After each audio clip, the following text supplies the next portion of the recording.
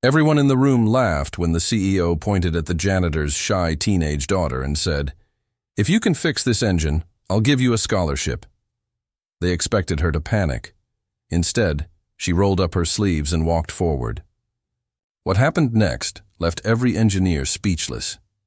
Beneath the grease and wires was a buried family secret, one that would shake the entire company and expose a truth no one was ready for. She was not ordinary. She was unstoppable. Before we start, like this video and comment where you're watching from. Your support helps us bring more powerful stories. Now let's begin. The engine room buzzed with tension inside the corporate headquarters of Stratton Dynamics, a powerful automotive tech giant in Detroit. The atmosphere felt more like a press event than a board meeting. The air smelled of oil, ambition, and arrogance. Engineers in sleek suits whispered, trying not to laugh. At the center of it all stood a 12-cylinder prototype engine that had baffled the entire research division. It was their next big thing, a multi-million-dollar innovation meant to change the industry. But it had failed. Diagnostics showed nothing. No one could get it to start. CEO Marshall Greystone, a tall man with slick silver hair and a voice that filled every room, stood with arms crossed, scanning the circle of staff in clear disappointment. Then he glanced toward the janitor, Henry Whitaker, who stood quietly in the corner mopping the floor. Henry looked down, trying to avoid attention. That only amused the CEO more. With a smirk, Marshall turned to the room. "Maybe we should ask Henry's daughter," he said, pointing to the teenage girl near the exit, clutching a worn backpack. Her name was Ara. She had come to visit her father after school, her bag stuffed with textbooks, engine diagrams, and a tattered notebook held together with tape. She blinked, unsure if she'd heard correctly. Marshall chuckled. "Go on, kid. If you can fix it, I might just fund your college." Everyone laughed, but Ara didn't. She looked at her father. Henry shook his head slightly, silently pleading. With her not to, but she stepped forward. Her eyes were calm. Her voice trembled as she asked, "Can I touch it?" "Be my guest," Marshall smirked. Phones came out. Engineers began recording, expecting a humiliating moment they could share later. But as Ara stepped closer to the engine, something shifted. Her hands stopped shaking. She dropped her backpack to the floor, pulled out her notebook, and flipped to a page filled with dense diagrams and notes that made several engineers frown in confusion. "Where did she get that?" one whispered. "That's the same design we developed 6 months ago," another murmured. Ara studied the engine for a full minute. Then she got to work. Her fingers moved with confidence, like they had done this before. She loosened a casing, removed a panel, checked a tiny, overlooked capacitor buried deep in the control housing, and replaced it with a component from her own bag. "She carries components?" someone muttered. "That is not just some janitor's daughter," another said, narrowing their eyes. Ara stepped back. "Try it now," she said softly. The lead technician, still half smirking, pressed the ignition button. The engine roared to life, perfectly, smoothly, flawlessly. The room went dead silent. Marshall's face turned pale, but no one noticed. Hands shook, this time not from nerves, but something deeper. The secret Ara had buried was rising fast, and there would be no hiding it. Silence collapsed over the room like a wave. The hum of Stratton Dynamics' most advanced power unit filled the air after weeks of failure, disbelief painted on every face. Ara wiped grease from her fingers with the sleeve of her hoodie. Her hands were shaking again, not from nerves, this time from what she knew was coming. She had just opened a door she'd spent her whole life trying to keep closed. CEO Marshall Greystone stared at the engine. His jaw clenched so tight, his temples pulsed. He couldn't look at her. Not yet. The girl he mocked had solved what his best engineers couldn't, and she'd done it in under 2 minutes. A slow clap began in the back, started by a young technician with tears in his eyes. Another joined. But it wasn't celebration. It was awe, confusion, and something darker, fear. Marshall raised his hand to stop the clapping. "Who are you?" he asked, voice cautious now. Ara looked at her father. Henry stood frozen, mop still in hand, eyes wide with fear. And something else. Pain. She turned back to the CEO. "I'm just someone who loves engines," she said. A few engineers stepped closer. Donna, one of them, asked, "That design in your notebook, how did you get that? That was a confidential model." Ara hesitated. "I drew it." Laughter broke out again, nervous and thin. "You expect us to believe you reverse-engineered a prototype that cost $4 million to develop?" someone scoffed.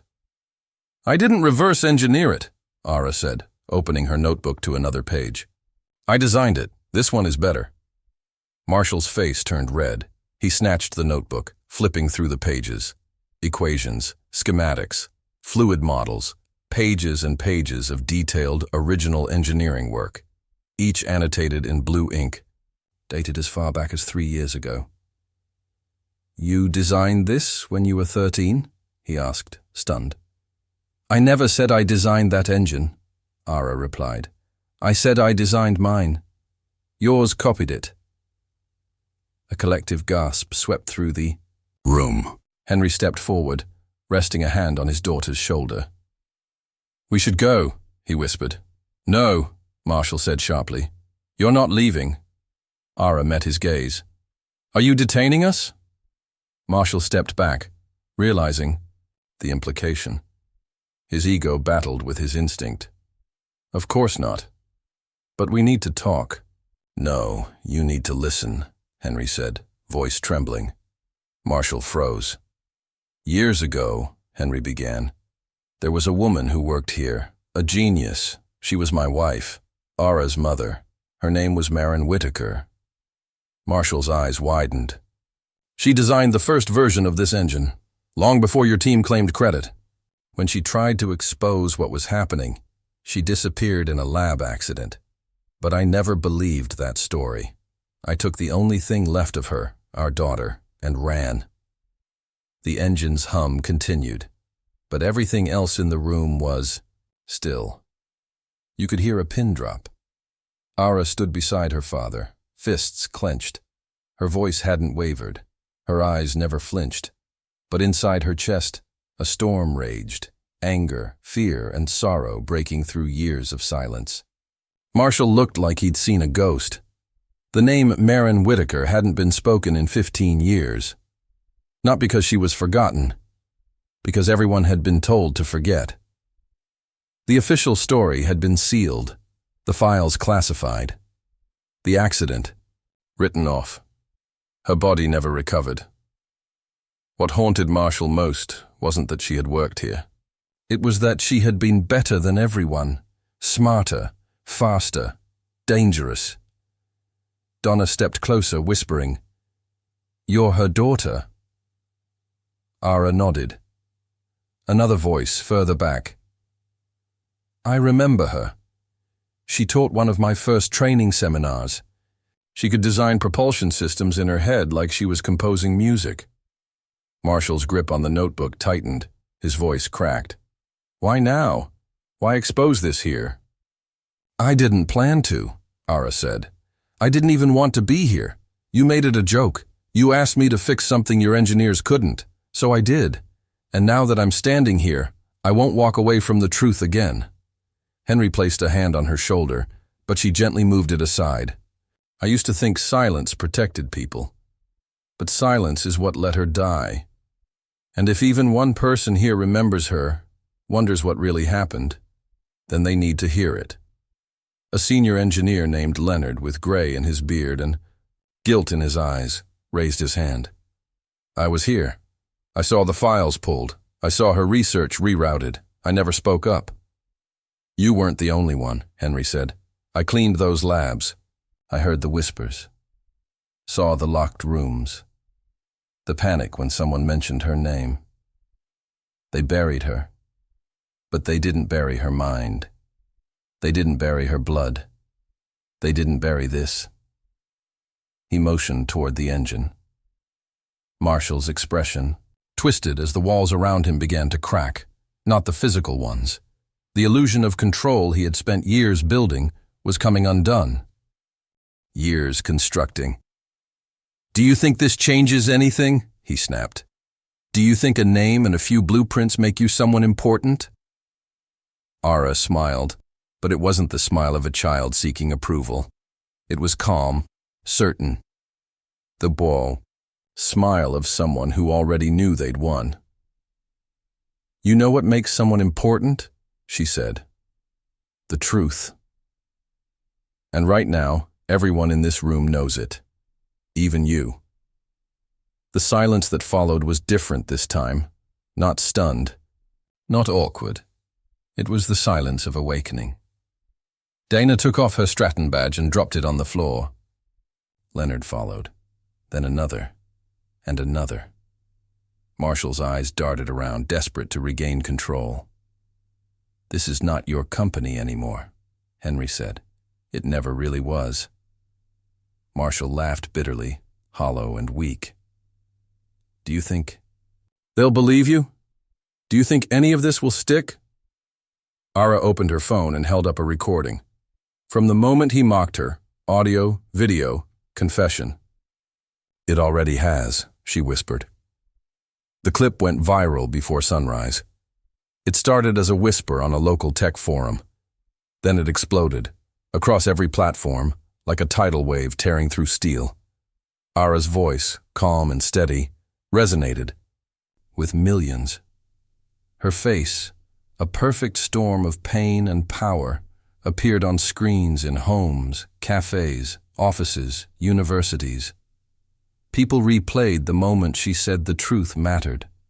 Replayed the moment Marshall Greystone was exposed. Replayed the silence that followed. And they listened. By noon, Stratton Dynamics was trending in every state. Not for a defense contract, not for a rocket launch, but for a cover-up. The world suddenly wanted to know who Maren Whitaker was and why no one had heard her name until now. A digital army began to dig. Patent filings with her initials, half-redacted memos, suspicious project closures. And at the center of it all, not just a girl with a violin, not just a shadow, but the storm. Inside headquarters, chaos churned. Like a machine overheating, Marshall barricaded himself in his top-floor office, flanked by lawyers and PR advisors. They urged him to make a statement, to acknowledge the truth, or at least to pretend to care. But Marshall refused.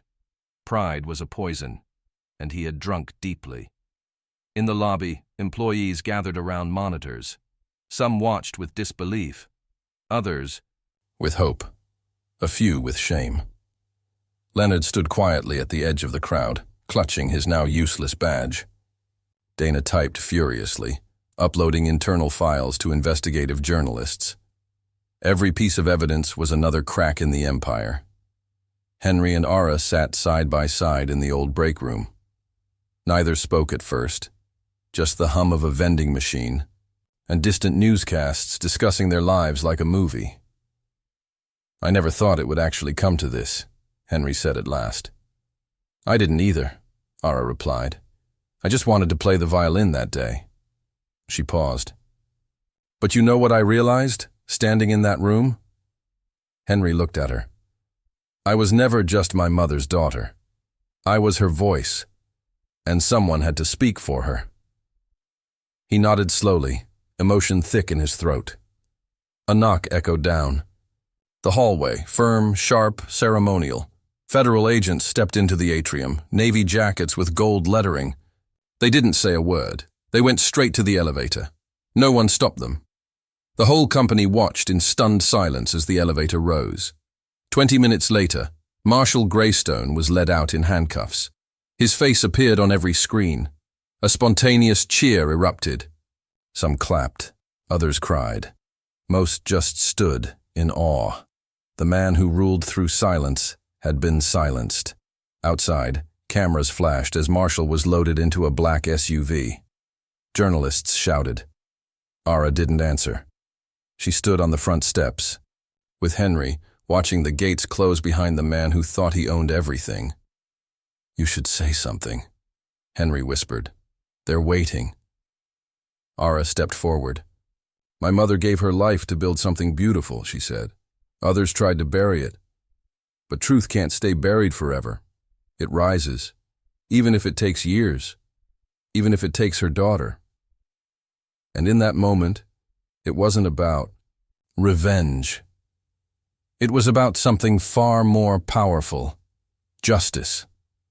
Ara stood outside the Stratton Dynamics building, as if the world itself had shifted beneath her feet. The sun glared overhead, casting long shadows across the courtyard where employees and reporters gathered. Yet even in the chaos, a strange, almost sacred stillness surrounded her. It was the kind of silence that follows storms, not empty, but full of awe. But inside her, a different storm brewed. A limousine rolled up to the curb, windows darker than obsidian.